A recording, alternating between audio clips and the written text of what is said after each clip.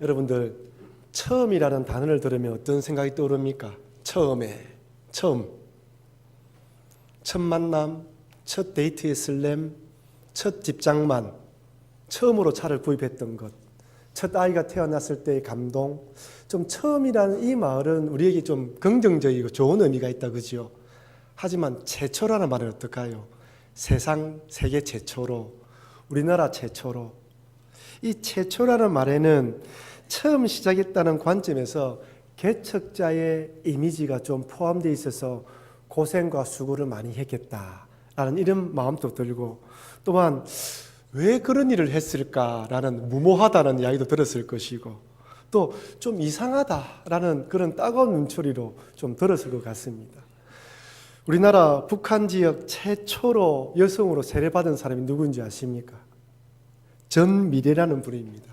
이분이 예수님을 믿게 된 사연이 재미가 있어요.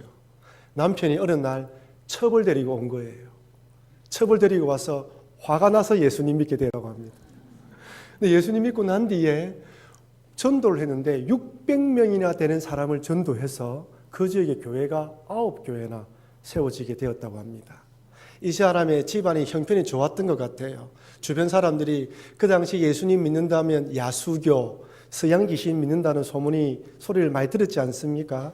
주변 사람들이 이 여인에게 잘 사는 사람이 무엇이 부족해서 저렇게 하고 다니노라고 이야기를 했다고 합니다. 그러자 이분은 이렇게 이야기를 합니다. 내가 예수 믿기 전에는 자유하지 못했더니 이제 예수를 알고 난 후 이처럼 기쁘고 행복한데 아직도 그 기쁨을 누리지 못하고 있는 이 땅의 여성들에게 자유와 행복의 복음을 전하여 그들도 나와 같은 기쁨을 누리게 하는 것이 또한 좋은 일 아닌가. 아멘이죠. 여러분, 내가 예수님 믿어서 복되고 기쁘지 못한데 어떻게 복음을 전할 수 있겠습니까?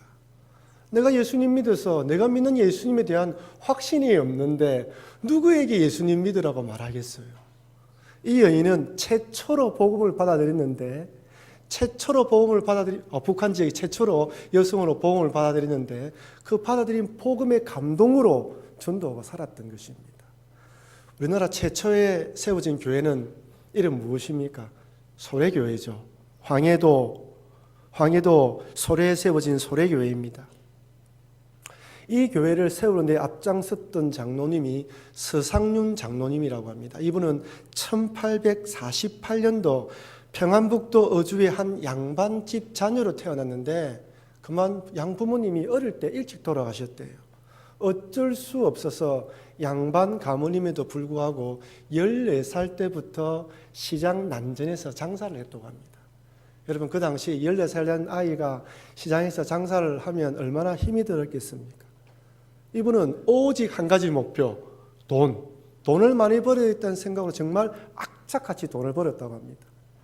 시장에서 홍삼을 구입하여 저 중국 청나라에 가서 홍삼 무역을 할 정도였는데 그만 중국에서 홍삼 무역을 하다가 장티푸스에 걸려서 거의 죽게 되었대요.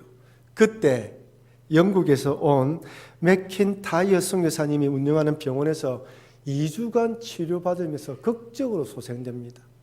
복음을 받아들이면서 성경 번역 사업에 동참하게 되는데 그 당시 이영찬, 백홍준, 김진기 등과 함께 1882년 우리나라 최초로 쪽복음을 번역하게 되는데 우리나라 최초로 한글로 번역된 쪽복음이 무엇인 줄 아십니까? 바로 누가복음입니다. 이방인 누가가 쓴 누가복음이 이방인 우리들에게 보여주기 위해서 한글로 번역된 것은 너무나 당연한 일인지 모르겠습니다. 오늘 우리가 살펴볼 이 누가복음의 저자 누가는 그 이름의 뜻은 빛나다, 총명하다, 빛을 준다는 뜻의 이름입니다.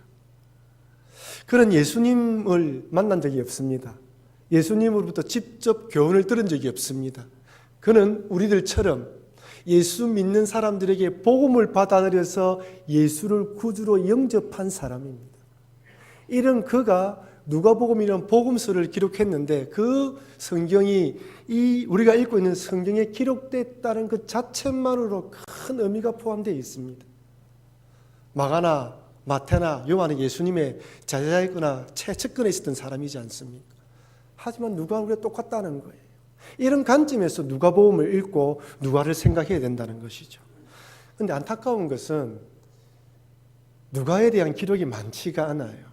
누가복음이나 사도행전을 읽어보면 누가 자신이 자기가 어떤 사람이다 소개도 하지 않고 어떻게 예수님을 만났고 누구를 통하여 복음을 받아들이는지 그 경로를 전혀 밝히고 있지 않습니다.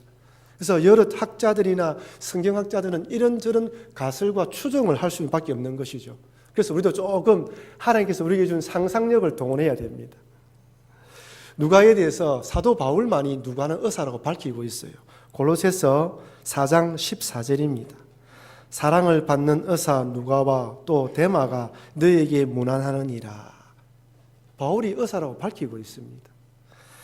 여러분, 지금은 의사가 선망의 대상이고 또 뭐 돈도 많이 번다고 하지만 그 당시 의사는 누가 했을까요? 오늘날처럼 공부 잘하고 똑똑한 사람이 의사를 했을까요? 아닙니다. 기록을 찾아보니까 노예가 의사를 했어요. 왜 그러냐니까 귀족과 자유민들은 피를 보고 수술을 해야 되는 이 의사라는 직업이 고되고 힘드니까 우리가 할 필요 없다.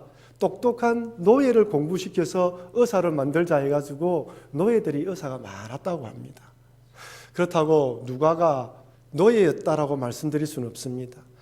노예였다가 자유민이 되었는지 아니면 자유민이었지만 또다시 돈을 벌기 위해서 의사가 되었는지 성경은 밝히고 있지 않습니다. 하지만 어쨌든 누가는 의사로서 그 시대를 살아가고 있었습니다.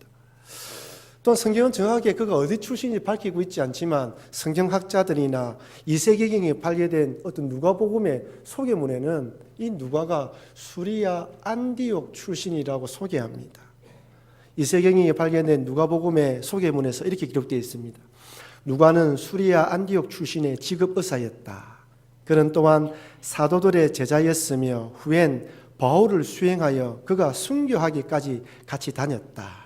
누가는 아내도 자녀도 없이 일심으로 주님만 섬겼으며 84세의 나이로 베오디아에서 성령에 충만하여 잠들었다. 우리 흔히 책을 쓰면 머리말을 쓰지 않습니까? 어떤 분이 이 누가복음을 기록하면서 몇 개 적으면서 누가에 대해서 이렇게 소개문을 적은 것 같아요. 아마 이 글이 틀렸다면 분명히 그 당시에 사람들이 지적을 했겠지요. 그래서 학자들과 여러 부분 성경학자들은 누가가 수리아 안디옥 출신이다라고 이야기를 하고 있습니다. 이런 누가가 성경에 처음으로 등장하는 장면이 바로 사도행전 오늘 본문의 말씀입니다. 바울과 디모데 그리고 신라 일행은 2차 선교 여행을 하면서 아시아 동쪽 비두니아로 가기를 원했는데 그의 목적은 오로지 아시아 지역의 복음 전도에 초점을 맞추었던 것이죠. 근데 오늘 본문 말씀처럼 성령께서 유럽 쪽으로 가게 만드십니다. 사도행전 16장 6절 7절 말씀 우리 같이 한번 읽어볼까요? 성령이 아시아에서 말씀을 전하지 못하게 하시거늘 그들이 부르기아와 갈라디아 땅으로 다녀가 무시아 앞에 이르러 비두니아로 가고자 애쓰되 예수의 영이 허락하지 아니하는지라. 바울의 마음이 어디 있습니까? 아시아에만 있습니다. 그렇죠? 제가 선교 여행 지도를 하나 준비해 보실까요? 이런 보십시오. 안디옥이 이쪽 끝에 있죠. 이쪽 끝에 있습니다. 그죠? 보이죠? 안디옥에 출발해서 길르기아, 부르기아, 비시데 안디옥을 통하여 쭉 올라가서 드로아까지 갔습니다. 여기서 무시아까지 갔죠. 여기서 바울이 동쪽으로 다시 동쪽 방향 아시아 지역, 즉 부르기아와 갈라디아 지역으로 가기를 원했어요. 바울의 목적은 이쪽이었습니다. 그런데 성령께서 마게도냐, 지금의 유럽으로 바울을 환상 가운데 불렀다고 오늘 성경은 말씀하고 있습니다.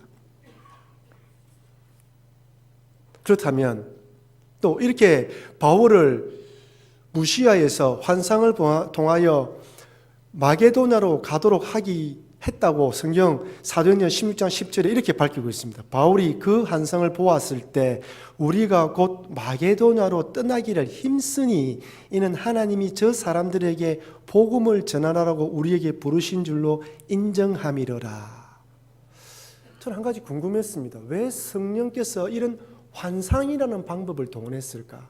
이 앞까지 보면요, 지금까지 바울의 선교 여행 기간 동안 성령님께서는 병 고치는 능력, 이런저런 이적의 기사를 베풀어 주셨어요. 귀신 쫓아내는 능력. 그런데 한 번도 환상을 보여준 적은 없습니다. 왜 환상이라는 방법을 동원했을까요? 그것은 첫 번째로 바울의 고정관념을 깨기 위함입니다. 바울의 머릿속에는 오직 어디라고요? 소아시아 지역이에요. 자기가 태어난 그 동네, 언어가 편하고 인종이 똑같고 문화가 똑같은 그 지역, 바울은 자기가 살았던 그 지역 외에는 벗어날 생각을 해보지 않았던 것이에요. 그림을 보아서 알겠지만은 무시아, 드로아는 아시아 지역 서쪽 끝입니다. 그 서쪽 끝에 있는 유럽으로 갈 생각을 전혀 하지 못한 거예요. 다시 동쪽으로 아시아 지역으로 가려고 했던 것이죠. 여러분, 바울이 기도하지 않았겠습니까? 이 지역에서 저 지역을 옮길 때 하나님 어디로 가면 좋겠습니까? 라고 기도하지 않았겠습니까? 기도하면서 옮겼을 것입니다. 그러나 우리 인간의 한계 중에 무엇이 있냐면 아무리 기도하고 하나님의 뜻을 파악하려고 해도 때로는 다 알 수가 없다는 것이죠. 하나님께서는 바울을 통하여 아시아뿐만 아니라 유럽 지역을 통하여 저 땅까지 복음을 전하려고 하고 계시는데 아직 바울의 마음이 그것을 받아들일 여유가 되지 않았던 것입니다. 그래서 하나님이 성령의 강권적인 방법으로, 환상이라는 방법으로 바울의 가지고 있던 고정관념을 깨기 원했던 것입니다.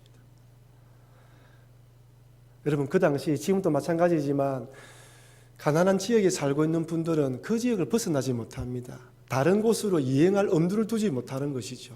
그런데 다른 나라에 여행까지 할 생각을 하겠습니까? 그렇다면 그 당시는 어떻습니까? 아무리 로마로 인해서 온 유럽과 그 소아시아 지역이 통일이 되었다 할지라도 언어와 또한 문화와 이런 부분이 섞였다 할지라도 그러나 여전히 그 지역에 태어난 사람들 중에 다른 나라로 여행을 가본 사람이 몇 명이나 있겠습니까? 상업을 하는 사람이나 특수한 일에 종사한 사람들을 제외하고는 다 그 자리에 머물고 살았던 것이죠. 이것이 한계였습니다. 그래서 바울이 사도행전 16장 끝절을 여러분 한번 보십시오. 우리를 부르신 줄로 인정함이러라. 이해되지 않고 납득이 되지 않지만 당장 받아들일 수는 없지만 하나님이 우리를 그쪽으로 가기를 원한다는 것을 인정했다는 거예요. 받아들였다는 것입니다. 여러분, 우리 성령 하나님께서는 우리의 삶에 깊이 관여하기 원합니다.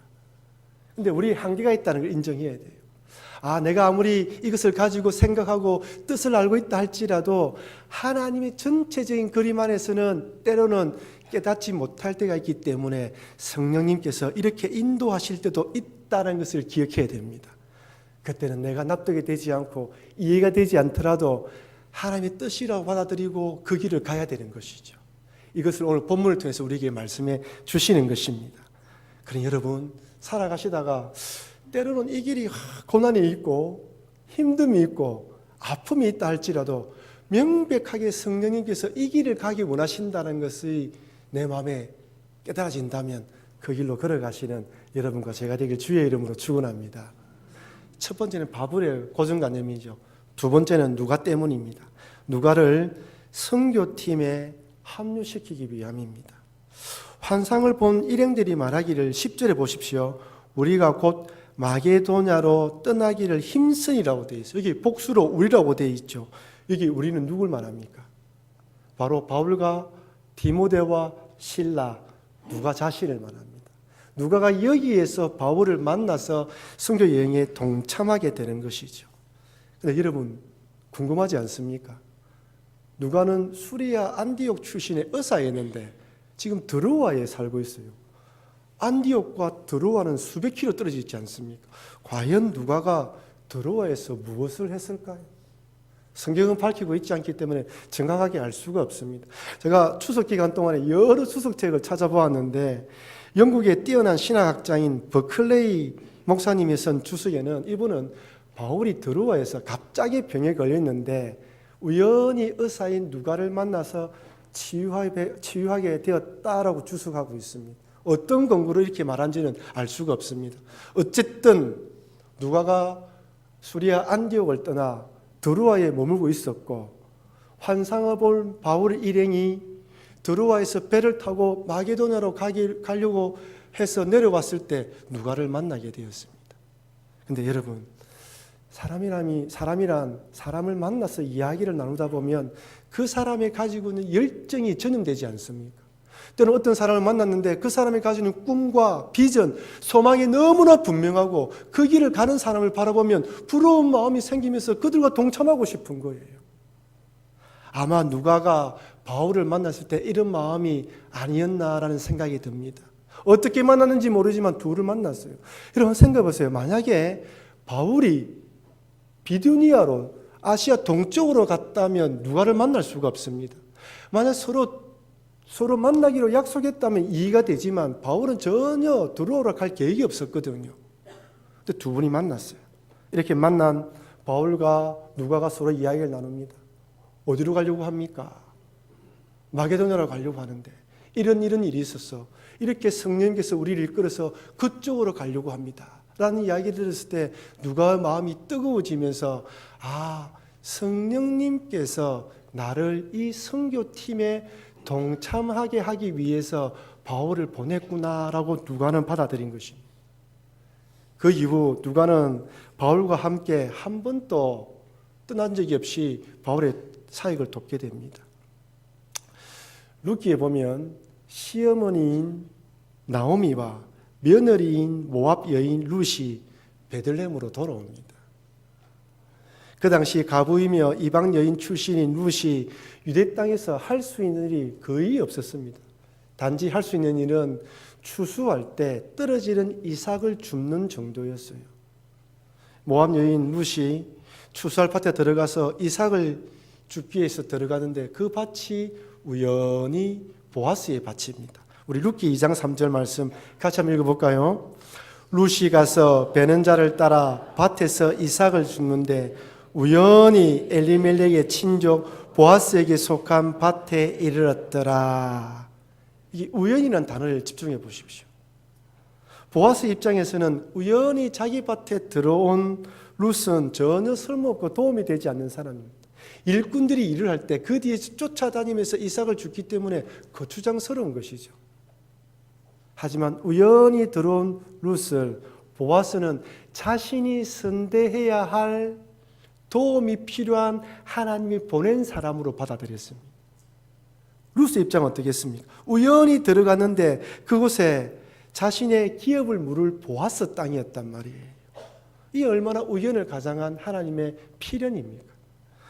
어느 가수가 불렀던 노래말 가사처럼 우리 만남은 우연이 아니다라는 가사처럼 그리스도의 만남에는 우연이 없습니다.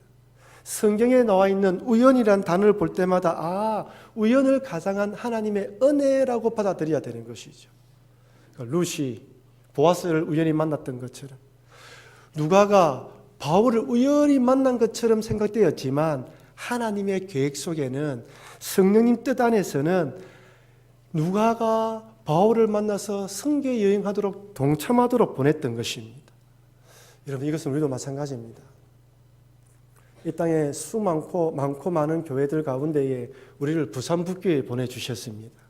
아마 여러분들 가운데에 부산에서 태어나신 분도 계실 것이지만 타지에서 태어나신 분도 있을 것입니다. 이런 우리들이 부산북교에서 만나 신앙생활을 한다는 것은 우연이 아니라 하나님의 섭리이고 하나님의 필연인 것입니다. 내가 이 믿음으로 받아들이면 이 믿음으로 우리 서로를 바라보면 우리 안에 보아스와 룻, 누가와 바울 같은 그런 긴밀한 관계를 누릴 수 있는 것입니다. 그러나 여러분 우리 서로를 만난 것은 하나님의 은혜임을 기억하시면서 서로를 사랑하시면서 꼭 동료의 관계를 가지며 달려가기를 바랍니다. 옆에 계시면 손 한번 꼭 잡아주십시오. 하나님의 은혜입니다. 한 번 더 합시다. 하나님께서 우리를 만나게 하셨습니다. 여러분 이걸 꼭 잊지 마십시오. 그렇다면 여러분 누가는 언제 어디서 이 누가복음과 사도행전을 기록했을까요? 드로아에서 바울 일행과 동행한 누가는 바울이 순교할 때까지 10여 년 동안 한 번도 바울을 떠난 적이 없습니다. 물론 일정 기간 동안 복음을 전한 지역에 남아서 세워진 교회를 섬기기 위해서 일시 동안 떨어진 적이 있었지만 계속해서 바울과 동력합니다. 지난주에 살펴본 대로 바울이 3차 선교 여행을 마치고 난 뒤에 예루살렘에 방문했을 때 유대인들이 소동을 일으켜서 바울이 황제에 상소하면서 로마로 이송되지 않습니까? 로마에서 2년 동안 머물게 됩니다. 많은 학자들은 이때 누가와 바울과 함께 있으면서 사도행전과 누가복음을 기록하지 않았나라고 추정합니다. 사도행전 28장 30절에서 31절 말씀 우리 같이 한번 읽어볼까요? 바울이 온 이태를 자기 셋집에 머물면서 자기에게 오는 사람을 다 영접하고 하나님 나라를 전파하며 주 예수 그리스도에 관한 모든 것을 담대하게 거침없이 가르치더라. 아멘. 이것이 사도행전의 끝이에요. 여기 이태라는 말은 2년을 의미합니다. 2년 동안 가택연금 상태에서 재판을 기다리고 있던 바울이 빌립보서, 에베소서, 골로새서, 빌레몬서를 기록했고 이때 누가는 누가복음과 사도행전을 기록한 것이죠. 근데 여기 중요한 것은 누가가 어떤 식으로 이 복음서를 기록했냐는 것이에요. 왜 이것이 중요하냐면 누가는 제가 서론에서 말씀드렸다시피 예수님을 만난 적이 없습니다. 들었단 말이에요. 자기가 들은 것을 전해야 되기 때문에 자신이 확신하지 않으면 글을 적을 수가 없어요. 그래서 누가복음 1장 1절에서 3절에서는 이렇게 말하고 있습니다. 우리 중에 이루어진 사실에 대하여 처음부터 목격자와 말씀에 일꾼된 자들이 전하여 준 그대로 내력을 저술하려고 붓을 든 사람이 많은지라 그 모든 일을 근원부터 자세히 미루어 살핀 나도 데오빌로 각하에게 차례대로 써 보내는 것이 좋은 줄 알았노니. 누가가 복음서를 기록하기 전에 이미 처음부터 목격자와 말씀의 일꾼된 자들이 있었죠. 그들이 전하여 준 내용이 있었습니다. 바울은 그 자료들을 정리하고 그 자료들을 참조하여서 자기가 이 글을 쓰고 있다고 분명히 밝히고 있어요. 왜 그렇습니까? 방금 말씀드린 대로 자기는 본 적이 없거든요. 들은 것밖에 없습니다. 내가 확신하지 않으면 어떻게 남을 설득시킬 수가 있겠습니까? 그래서 바울이 그 자료들을 수집하고 접하면서 근원부터 처음부터 자세히 미루어 살폈다라고 밝히고 있는 것입니다. 여러분, 누가는 복음을 받아들이고 난 뒤에 덮어놓고 믿지 않았습니다. 아, 그렇게 하더라라고 생각하지 않았습니다. 받은 자료, 깨달은 것들을 자세히 미루어 살펴서 내가 누구를 믿고 있으며 그 예수님이 무슨 일을 했으며 어떤 일을 했는지 자세히 살폈다라고 이야기를 합니다. 그런 과정을 통하여 내가 믿는 믿음을 확고하게 했을 뿐 아니라 또한 이 복음서를 기록하여 읽을 사람들이 자기처럼 확고한 믿음을 가지도록 했다라고 말씀하고 있는 것입니다. 예수님 당시와 달리 오늘을 살아가는 우리들은 사복음서를 비롯하여 모든 성경, 완성된 성경을 가지고 있습니다. 이제는 우리들이 성경 말씀을 통하여 우리가 믿는 바를 확실하게 해야 될 때입니다. 그렇지 않으면 이단과 잘못된 교리와 이런저런 시험을 당할 때 금방 넘어져 버릴 수밖에 없다는 것이죠. 저는 한국의 신천지 이단이 생겨나면서 참으로 많은 고민과 생각을 했습니다. 이제는 덮어놓고 믿을 시대는 지나갔구나. 교리에 대해서 내가 믿는 바 도리를 깨닫지 못하면 이제는 금방 믿음을 빼앗길 수밖에 없는 시대가 되었구나라는 것을 확신했습니다. 20년, 30년 교회를 다니신 분도 신천지 넘어가는 걸 보았습니다. 신천지 명단에서 제 모교회의 장로님이 신천지로 넘어간 것도 보았습니다. 여러분이 믿고 있는 바 신앙을 확실히 하시는 여러분과 제가 되기를 바랍니다. 그렇지 않으면 자그마한 시험에도 넘어질 수밖에 없는 우리라는 것을 잊지 마시고 내 믿음을 확고하게 하십시오. 베드로는 그리스도인에게 이렇게 권면합니다. 베드로전서 3장 15절입니다. 같이 읽어보겠습니다. 너희 마음에 그리스도를 주로 삼아 거룩하게 하고 너희 속에 있는 소망에 관한 이유를 묻는 자에게는 대답할 것을 항상 준비하되 온유와 두려움으로 하고. 너희 속에 있는 소망이 무엇입니까? 천국에 대한 소망입니다. 부활에 대한 소망입니다. 죽어도 살고 살아도 죽지 않는 소망을 우리는 가지고 있습니다. 말이 아니라 내 가슴 속에 이 소망이 있어야 이것을 전할 수 있는 것이죠. 그래서 베드로는 항상 대답할 것을 준비하라고 이야기를 합니다. 여러분 무엇을 믿고 있습니까? 누구를 믿고 있습니까? 무엇을 위해 살아가고 있습니까? 여러분에게 소망이 무엇입니까? 그 소망을 잘 전달할 수 있도록 믿는 바를 확실히 하시는 여러분과 제가 되기를 바랍니다. 마지막으로 누가는 다른 복음서와의 저자와는 달리 정말 충성되고 한결같은 사람이었습니다. 드로아에서 바울과 동행한 이후 항상 함께 했습니다. 복음을 전하면서 고난을 받을 때도 함께 했고, 바울이 로마로 갈 때 유라굴라라는 큰 강풍으로 죽을 위기를 느낄 때도 함께 있었고, 바울이 1차 선교 여행 동안 바울이 1차로 로마에 투입되어 있을 때 2년 동안 또 함께 있었습니다. 그리고 네로 황제의 박해로 순교당할 때, 그래서 2차로 투입될 때도, 투옥될 때도 누가는 바울과 함께 했습니다. 지난주에 바울이 디모데에게 보낸 서신을 우리가 읽어보았는데, 다시 한 번 더 디모데후서 4장 7절부터 11절 말씀을 같이 한 번 더 읽어보겠습니다. 나는 선한 싸움을 싸우고 나의 달려갈 길을 마치고 믿음을 지켰으니 이제 후로는 나를 위하여 의의 면류관이 예비되었으므로 주 곧 어려우신 재판장이 그날에 내게 주실 것이며 내게만 아니라 주의 나타나심을 사모하는 모든 자에게 노니라. 너는 어서 속히 내게로 오라. 데마는 이 세상을 사랑하여 나를 버리고 데살로니가로 갔고, 그레스게는 갈라디아로, 디도는 달마디아로 갔고, 누가만 나와 함께 있느니라. 내가 올 때에 마가를 데리고 오라. 그가 나의 일에 유익하니라. 누가만 나와 함께 하고 있다고 이야기를 합니다. 저는 이 구절을 읽으면서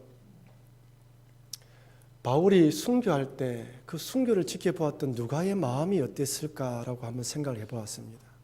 10여 년 동안 동고동락했던 영적 스승이라 할 수 있고 믿음의 동력자라 할 수 있는 바울이 이제 순교를 합니다. 어떤 마음이 있을까요? 하나님, 저렇게 순교했던 저분을 이렇게 비참하게 죽게 만듭니까? 라고 원망했을까요? 아니면 나는 선한 싸움을 싸우고 나의 달려가기를 마치고 믿음을 지켰으니 이제 후로는 나를 위하여 의의 면류관이 예비되었다라고 고백했던 바울의 고백을 기억하며 나 또한 나의 달려가기를 달려가겠다라고 고백했을까요? 여러분, 이 시대가 믿음을 지키기가 너무 힘든 시대입니다. 그러나 우리의 믿음의 선조들이 어땠든 간에 자기의 믿음을 지키고 달려갔던 것처럼 여러분이 주어진 그 믿음, 생명이 끝날 때까지 믿음을 잘 지켜가시는 여러분과 제가 되길 주의 이름으로 축원합니다.